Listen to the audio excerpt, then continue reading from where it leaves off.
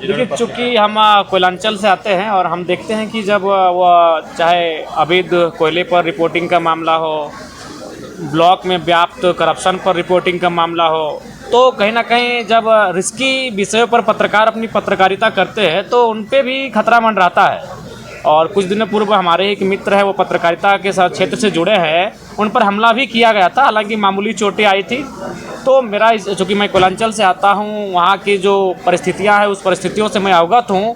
वहाँ काफ़ी चैलेंजिंग है पत्रकारिता करना, और आज जैसा राज्य का माहौल है, करप्शन जिस प्रकार से हावी हो रहा है, जैसे में करप्शन के खिलाफ ही पत्रकारिता आपको करनी पड़ती है, तभी वो वास्तविक पत्रकारिता कहलाती है। तो उस लिहाज से इस राज्य में चुनौतीपूर्ण है। और विगत कुछ दिनों पूर्व जो छत्तीसगढ़ में घटना घटी थी, उसका असर कहीं ना कहीं हमारे राज्य के जो पत्रकार हैं उनकी मानसिकता में भी है, उस भय को यहाँ भी महसूस कर रहे हैं। तो इसलिए मुझे लगा कि पत्रकारिता को भी संरक्षण मिलना चाहिए। तो मैंने वही आज सदन से मांग किया कि इस राज्य में प्रेस प्रोटेक्शन एक्ट लागू करना चाहिए, और साथ ही उन्हें मजिटिया जो कमेटी का स्थापना हुआ है जिस उद्देश्य के साथ, तो उसका उद्देश्य की पूर्ति की जानी चाहिए।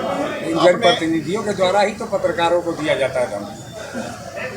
नहीं, देखिए, जनप्रतिनिधि ना, हमें लगता है कि अगर ऐसा है तो कानून उन पर भी बने। जब प्रोटेक्शन एक्ट लागू हो जाएगा तो उस एक्ट के दायरे में वो लोग भी आएंगे जो पत्रकारिता को डैमेज करेंगे, पत्रकारों को नुकसान पहुंचाएंगे। निसंदेह वे लोग इस दायरे में आएंगे। जयराम जी, आपने एक अपने जिले के लिए, गिरिडीह के लिए, एक डैम की जो बात की, क्या डैम का क्या मामला है? नहीं, आज जल संसाधन पे बातचीत हो रही थी, तो मैंने वही कहा कि पानी का संग्रहण होना चाहिए, और वह डैम छोटा हो बड़ा हो, पानी का संग्रहण करते हुए ही हम लोग इस राज्य को दूसरी फसल दे सकते हैं। देखिए, हमारा राज्य एक फसल पे अभी निर्भर करता है, उसका नाम है धान। अगर धान होता है तो भी वो हमारे पेट भरने के काम आता है। लेकिन आप पंजाब हरियाणा चले जाइए तो खेती से कहीं ना कहीं बिजनेस को चुनौती दे रहे हैं, खेती से वो उद्योग को चुनौती दे रहे हैं। और हमारी खेती का स्वरूप कैसा है? बस जीने भर, खाने भर, अपना पेट भर पाए, वही हमारी खेती है। तो इसलिए अगर इरिगेशन की व्यवस्था होगी, छोटे छोटे नए डैमों का निर्माण होगा, उस पानी से अगर खेतों तक पानी पहुंचेगा, तो निसंदेह हम लोग भी दूसरी तीसरी फसल को तैयार करेंगे,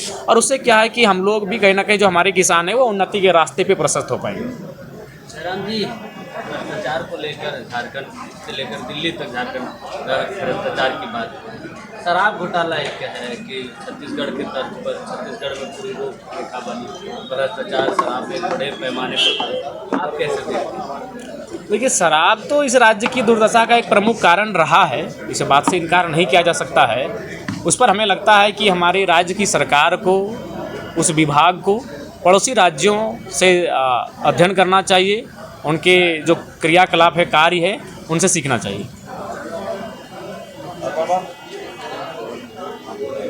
ठीक है। जयराम जी, आज सत्ता पक्ष की ओर से जो जवाब आ रहे हैं, उसमें खासकर पलामू में जो ई रिक्शा का जो मामला था, अनियमितता का मामला था, अमित महतो ने 3 पुल ढाने का जो मामला उठाया, तो सत्ता पक्ष से जो जवाब आ रहा है, क्या वास्तव में संतोषजनक है? नहीं, संतोषजनक नहीं है। ये सच्चाई है कि जो अभी टेंडर उन्हीं का मैनेज होता है जो विभाग को मैनेज करते हैं, जो बहुत अंदर खाने से सहयोग करते हैं, तो उन्हीं का टेंडर मैनेज होता है, जो कि दुर्भाग्यपूर्ण है। और उसके बाद क्या होता है कि चूँकि उनका पैसा मैनेज करने में लग जाता है, उस लिहाज से तब गुणवत्तापूर्ण कार्य नहीं हो पाता है। उसी का परिणाम है कि आज जो भी सड़क की बात हो, पुल की बात हो, उसमें कहीं ना कहीं बहुत सारे व्यवधान उत्पन्न होते हैं। जयराम जी, आपसे संगठन से रिलेटेड एक सवाल है। जैसे कि आप कोयला बालू को लेकर आवाज़ उठाते हैं, आपके संगठन के लोग भी जो है उस चीज़ों को लेकर, उसका अवैध चीज़ों का विरोध करते हैं, और जो लोग विरोध करते हैं, मान लिया सिल्ली की बात करें तो देवेंद्र नाथ में तो विरोध कर रहे थे, उसको जो लगातार धमकियाँ मिल रही हैं। देखिए, धमकियाँ मिलेंगे ही। जब आप अन्याय के खिलाफ, जुल्म के खिलाफ, करप्शन के खिलाफ बात करोगे तो आपको धमकियाँ मिलेंगी ही, और आपको सशक्त होकर कानून का सहयोग लेते हुए उनसे आवाज़ को भी बुलंद करना है, और अपनी सुरक्षा को भी ध्यान में रखना है।